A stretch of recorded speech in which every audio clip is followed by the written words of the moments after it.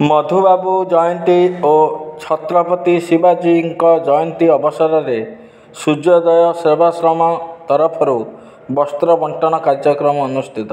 ଗଞ୍ଜାମ ତାରିଖ 28/4/2025 ଏବଂ 29/4/2025 ମଧୁବାବୁ ଜୟନ୍ତୀ ଓ ଛତ୍ରପତି ଶିବାଜୀଙ୍କ ଜୟନ୍ତୀ ଅବସରରେ ସୂର୍ଯ୍ୟୋଦୟ ସେବାଶ୍ରମ ତରଫରୁ ବରିଷ୍ଠ ସମାଜସେବୀ ମହେଶ୍ୱର ପୂଜାରୀ, ହିଞ୍ଜିଳିକାଟୁ ବଇଁଚ ବଣିଆ, ଶ୍ରୀକ୍ଷେତ୍ର ମାର୍ଗ ଏବଂ ତାଙ୍କର ପରିବାର ବର୍ଗଙ୍କ ଦ୍ୱାରା ଧରାକୋଟ ବ୍ଲକ ଅନ୍ତର୍ଗତ ମାଣିକପୁର ବାଦଗଡ଼ ଗ୍ରାମମାନଙ୍କରେ ସ୍ତ୍ରୀ ଲୁଗା, ଧୋତି, ଚାଦର, ପ୍ୟାଣ୍ଟ, ସାର୍ଟ ଏବଂ ଶୁଖିଲା ଖାଦ୍ୟ